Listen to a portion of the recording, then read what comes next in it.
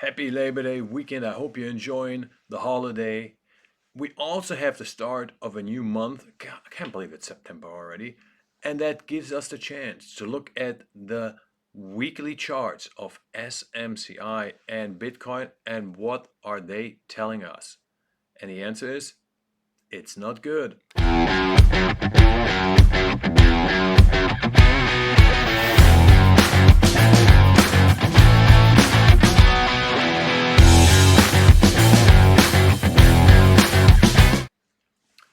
Welcome to Hot Trades of the Day. My name is Daniel Wilhelmi, head of trading here at Bull Markets Lifestyle, your daily show that focuses exclusively on swing trades and trading ideas for the coming days and weeks. No macro stories, no hectic day trading.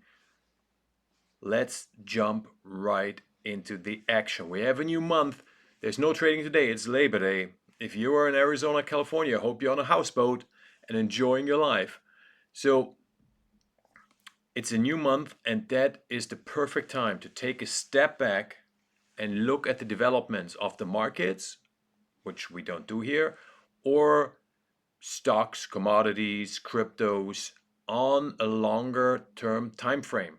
I like the weekly. Why not the monthly? The monthly is ideal if you are an investor. It gives you the overall direction of the market, and it slows down the itchy trigger finger on the sell side. For example, when you have a big uptrend, you would not have sold Nvidia way too early because the weeklies were telling you the overall trend is up.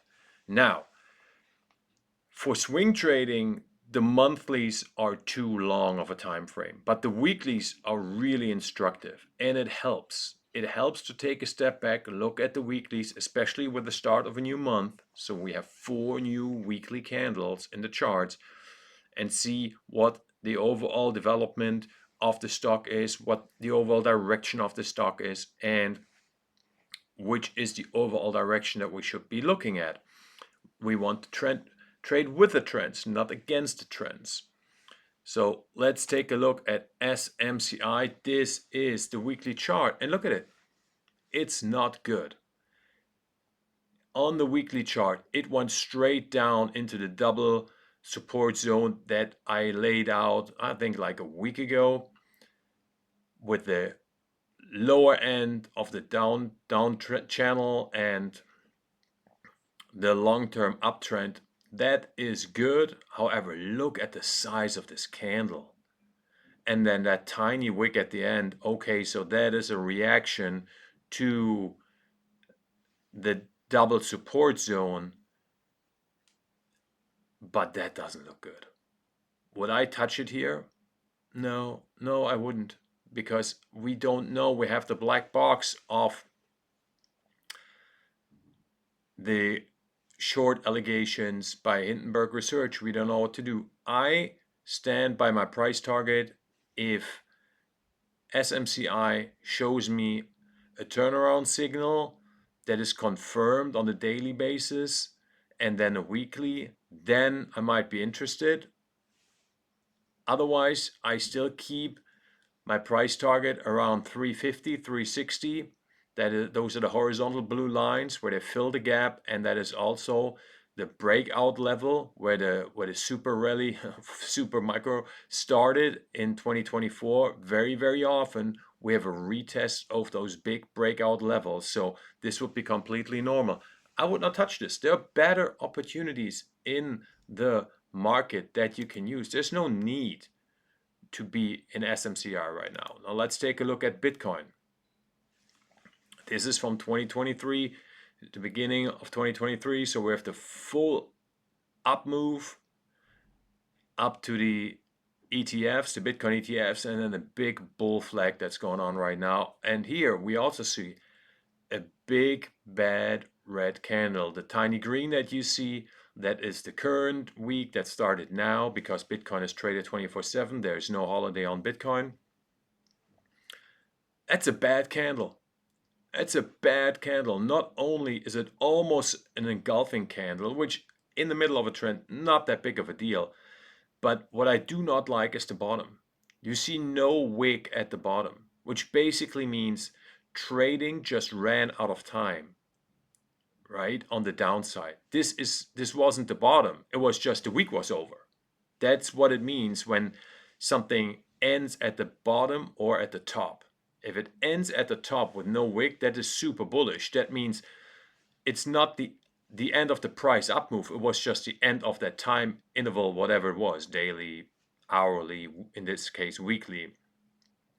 But this clearly looks like it's going to test the lower end of that bull flag, and then we will see. There's no need to jump into it right now. I would just wait and see what happens. Now, let me show you something that has developed already. This is C limited. About a week ago, I told you this as a short idea around, I think like 83. So you would be super in the money already, over 5%.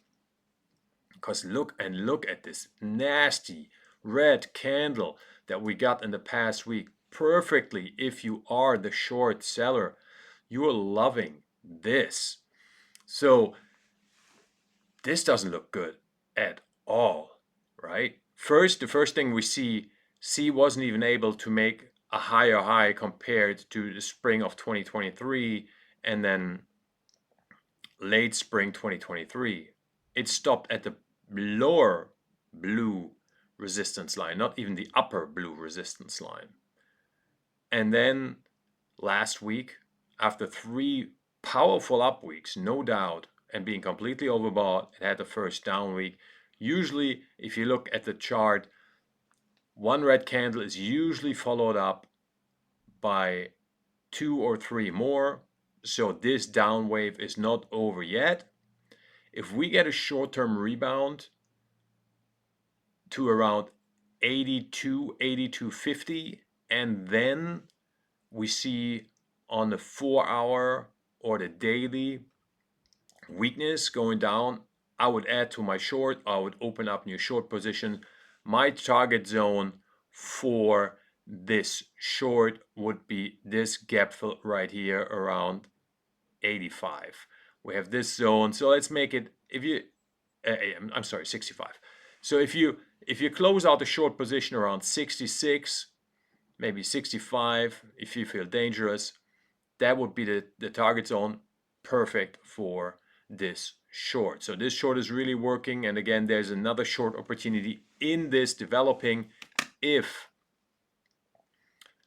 we see a short-term rebound to 82 and then it turns back down again. Now, one really interesting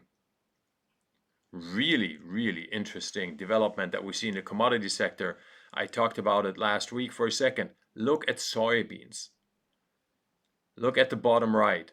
We are seeing that the mid downtrend has been broken. If it confirms and breaks out, we have record short positions on soybeans. Then we can get a nasty short squeeze. Now, this uptrend that you see, the green line, this is the ultra long uptrend. How long? Well, check this out.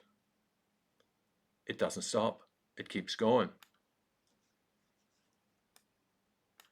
2009. Now we're still not there yet. This goes back, you see it right here, all the way to 2002. This is the ultra long-term uptrend that we're there. Trends like this don't break easily, though they are significant, especially since this downtrend has been 1, 2, 3, 4,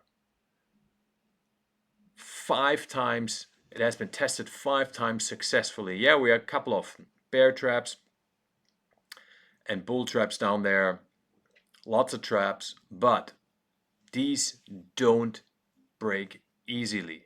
And now the shorts have pushed soybean price down right to this ultra long downtrend, and this is where we're at. So this is a incredible support zone that we have right here.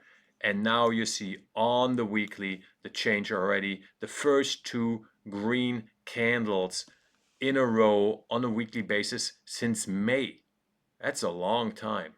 And before that, in the past weeks, in the harsh downtrend that you see, it's a sea of red, and there's one green candle every now and then, and that's it. Now we have two, and we have broken the downtrend. So that clearly shows that we have a change of trend in soybeans, and soybeans would be along at this point. Well, that's it for now. It's Labor Day. Enjoy your holiday. Have a good time. Have a good day. Enjoy life. See you tomorrow.